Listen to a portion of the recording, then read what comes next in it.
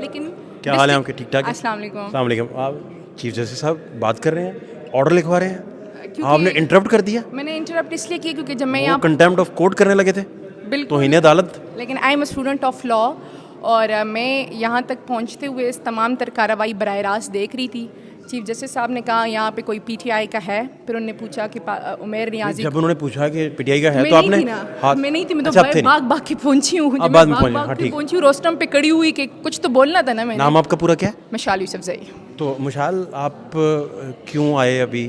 میں یہ اپنا جو یک طرفہ کارروائی ہو رہی تھی کیونکہ پاکستان تحریک انصاف اس میں ایز اے پٹیشنر تھی لاہور ہائی کورٹ میں, تو ایک تو میں یہ بات کرنے آئی تھی کیونکہ یہاں پہ ڈیجیٹلائز سسٹم ہے, تو اگر ہمیں 5-10 منٹ کی فرصت مل جاتی تو لاہور ہائی کورٹ میں ہی ہمارے جو لائرز ہیں, چونکہ وہ لاہور سے بلانگ کرتے ہیں, ویکینڈ تک چلے گئے ہیں, تو وہ لاہور ہائی کورٹ میں رجسٹری میں پیش ہو کر اپنا ورژن دے سکتے تھے. دوسرا میں یہاں پہ اس لیے آئی تھی کہ الیکشن کمیشن آف پاکستان جو ہے نا وہ غلط بیانی کر رہے تھے. ایک تو الیکشن کمیشن نے کیا غلط بیانی کی؟ انہوں نے کہا کہ جی پٹیشن 12 کو آئی تھی, پٹیشن 12 کو نہیں آئی تھی, پٹیشن ہم نے 6 کو کی تھی اور 12 کو پھر وہ فکس کارروائی ہوئی تھی. دوسری انہوں نے ایک بات کی, جو لاہور ہائی کورٹ کے چیف جسٹس صاحب نے 19 اگست کو ان کو ایک لیٹر لکھا تھا کہ آپ فریش اپلیکیشن لائیں اور شیڈول سمیت, تو ہم اس اکارڈنگلی آپ کو آر او پرووائڈ کر دیں گے. جو ڈسٹرکٹ سیشن ججز ہیں, ابوذر سلمان صاحب کی جو نیازی صاحب کی جو ادھر پٹیشن تھی وہ ایز انڈیویجول ہی تھی یا آپ کے جو بانی چیئرمین ہیں ان کا بیچ میں انپٹ شامل تھا؟ دیکھیں ہر کوئی اس ٹائم اس ملک میں قانون کی حکمرانی چاہتا ہے. یہ آپ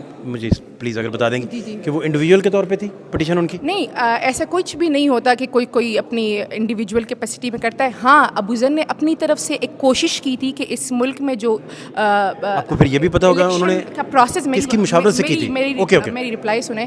ابوذر نے اس ملک میں کس کی مشاورت سے کی تھی؟ کمیشن کس کی مشاورت سے انہوں نے کی؟ وہی بتا رہی ہوں نا, میری بات تو سنو. تو میں انڈیویجول کی نہیں, میں وہی بتا رہی ہوں. ابوذر نے اس ملک میں ایک وکیل ہو کر ایک کوشش کی کہ اس ملک کے سب سے امپورٹنٹ الیکشنز بانی چیئرمین کو ویٹ کروائے بغیر کر دی. اس ملک کے سب سے امپورٹنٹ الیکشنز. عمران خان کو پتا تھا یہ پٹیشن ہونے جا رہی ہے؟ کیا کہہ رہے ہیں؟ عمران خان صاحب کو پتا تھا کہ ابوذر یہ پٹیشن کرنے جا رہے ہیں؟ ابوذر نے یہ پٹیشن کی تو obviously پھر انہوں نے خان صاحب کو بتایا کہ اس نے یہ پٹیشن کی ہوئی اور اس میں یہ کنفرم پتا ہے آپ کو؟ کیا کہہ رہے ہیں؟ یہ خان صاحب سے انہوں نے پوچھ کے پٹیشن کی؟ نہیں, خان صاحب سے میں یہ تو نہیں کہہ رہی کہ خان صاحب سے پوچھ کے کی اور خان صاحب سے ویٹ کر کے کی ہے کہ خان صاحب چاہتے ہیں کہ الیکشن رک جائے. خان صاحب تو بار بار کہہ رہے ہیں کہ الیکشنز ہونے چاہیے, سمجھنے کی کوشش کریں.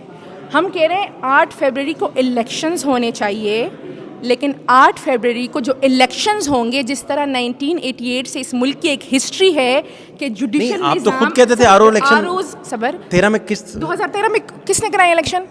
تو آپ خود کہتے تھے یہ چیف جسٹس صاحب افتخار چودھری صاحب جو ہیں, نہیں کس نے کرایا؟ عمران خان کیا کہتے تھے؟ چلے کس نے کرائے تھے الیکشن 2013 میں؟ مجھے بتائیے عمران خان کیا کہتے تھے 13 کے الیکشن میں؟ کس نے کرائے تھے وہ آر اوز الیکشن کیوں کہتے تھے انہیں؟ الیکشن 2013 میں افتخار چودھری کو کہتے تھے نا. مجھے جواب دے. الیکشن کرائے تھے ججز نے 1988 سے. یہی پٹیشن آپ کی ہے؟